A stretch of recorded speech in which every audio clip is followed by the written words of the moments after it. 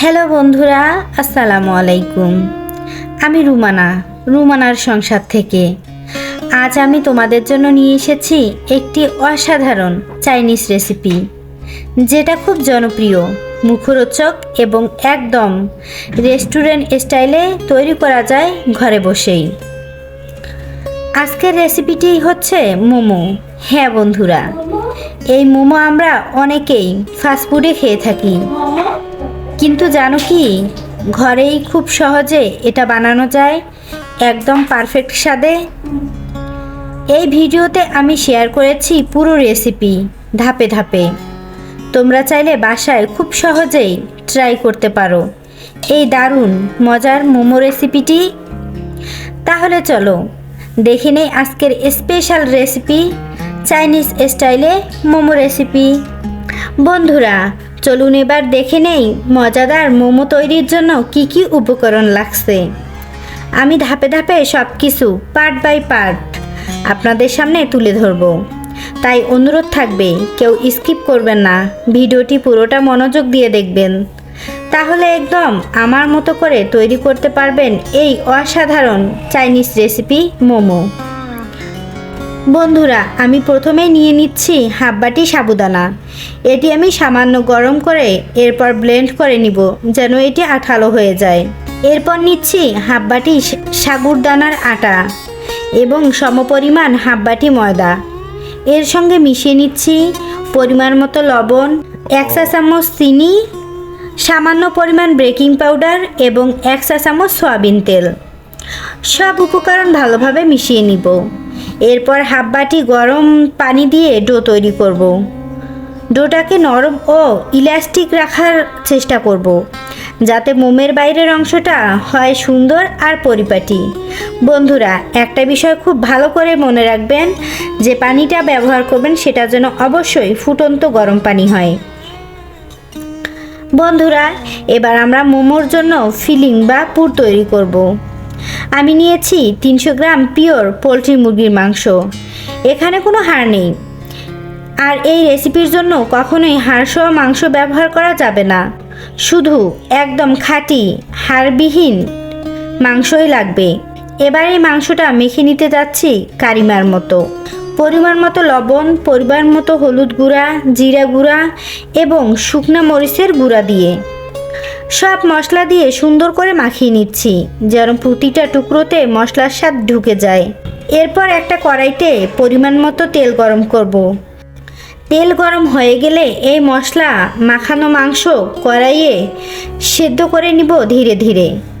মাংসটা যখন কিছুটা সেদ্ধ হয়ে যাবে তখন এর মধ্যে দিয়ে দিব কুচি করে কাটা পেঁয়াজ, রসুন কুচি এবং পরিমাণ মতো কাঁচামরিচ কুচি।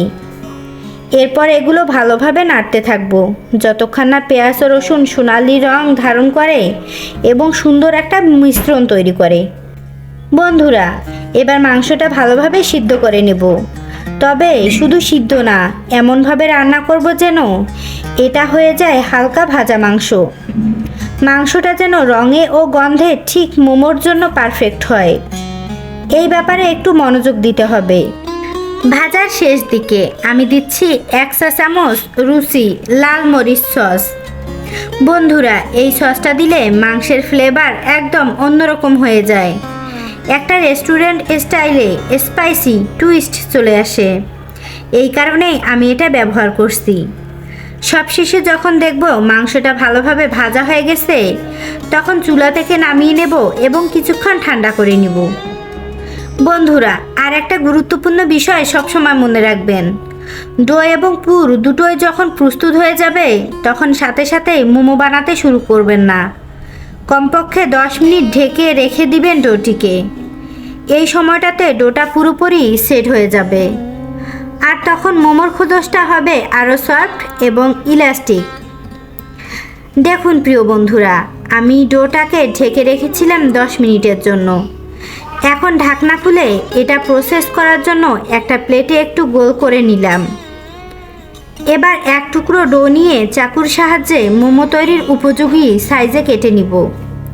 যেহেতু আমি মোমোটি একটু ভিন্ন স্টাইলে করেছি তাই সাইজটা করেছে আলাদা, একদম ইউনিক ও ভিন্ন স্বাদের মতো। এরপর ঠিক যেভাবে পিঠা তৈরি করেন বেলন দিয়ে পাতলা করে একটা বৃত্ত বানিয়ে নেব। বন্ধুরা দেখুন আমি কিভাবে বেলছি, একদম পিঠার মতো করে। এখন এর মধ্যে দিয়ে দিচ্ছি আমাদের তৈরি করা ভাজা মাংসের পুর ঠিক পরিমাণ মতো। সবশেষে একটা কাঁটা চামচের সাহায্যে সাইডগুলো সুন্দর করে ডিজাইন করে নিচ্ছি, যেন দেখতে হয় একদম আকর্ষণীয়। এইভাবে আমি একে একে মোমোগুলো রেডি করে ফেললাম। চলুন বন্ধুরা এবার এগুলো পছন্দ অনুযায়ী ভেজে খাওয়ার উপযোগী করে নিই। বন্ধুরা এবার আমরা মোমোগুলো খাওয়ার উপযোগী করে নিব। তাই প্রথমে একটি কড়াইতে পর্যাপ্ত পরিমাণ পানি দিয়ে ভালোভাবে গরম করে নিব। পানি গরম হয়ে এলে তার উপরে বসিয়ে দেব একটা স্টিলের ফুটোযুক্ত ঝাঁঝরি বা ঝালনি। খেয়াল রাখবেন ঝাঁঝরিটা যেন স্টিলের হয় এবং অবশ্যই পাতিলের পানিতে যেন ডুবে না যায়। এই বিষয়টা খুব গুরুত্বপূর্ণ। বন্ধুরা আপনারা চাইলে এই মোমো রাইস কুকারেও তৈরি করতে পারেন, তবে যেহেতু আমি গ্রামে থাকি তাই আমি ঝাঁঝরিতেই তৈরি করছি। এখন মোমোগুলো ঝাঁঝরিতে দেওয়ার আগে আরেকটা কৌশল কাজে লাগাবো। কলা পাতা ব্যবহার করব যাতে মোমোগুলো ঝাঁঝরিতে লেগে না যায়। কলা পাতায় সামান্য তেল ব্রাশ করে নিব, এতে মোমো আরামে উঠানো যাবে, কোনো ক্ষতি হবে না। বন্ধুরা একটা জিনিস মনে রাখবেন, ঝাঁঝরির উপর মোমো সরাসরি না রাখাই ভালো, কারণ এতে মোমো আটকে যেতে পারে, আকৃতিও নষ্ট হতে পারে। এবার 4-5টি মোমো কলাপাতায় সাজিয়ে দিলাম। তারপর এই ঝাঁঝরির গরম পানির উপর বসিয়ে দিলাম সেদ্ধ হওয়ার জন্য। যেহেতু আমি আরও অনেকগুলো মোমো তৈরি করব তাই ধাপে ধাপে প্রস্তুত করছি। বন্ধুরা যদি পানিটা আগেই ভালোভাবে গরম থাকে তাহলে 5 মিনিটেই মোমোগুলো দারুণভাবে সেদ্ধ হয়ে যাবে। দেখলেন বন্ধুরা কত সহজে মাত্র কিছু উপকরণ দিয়ে তৈরি করে ফেললাম একদম রেস্টুরেন্ট স্টাইলে অসাধারণ মোমো।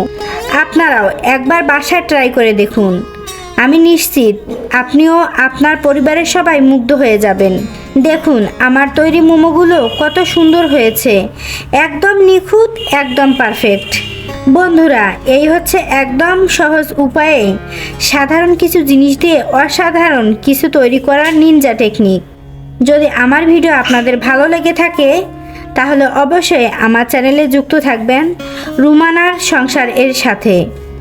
নতুন নতুন রেসিপি পেতে আমাকে উৎসাহ দিবেন, পাশে থাকবেন।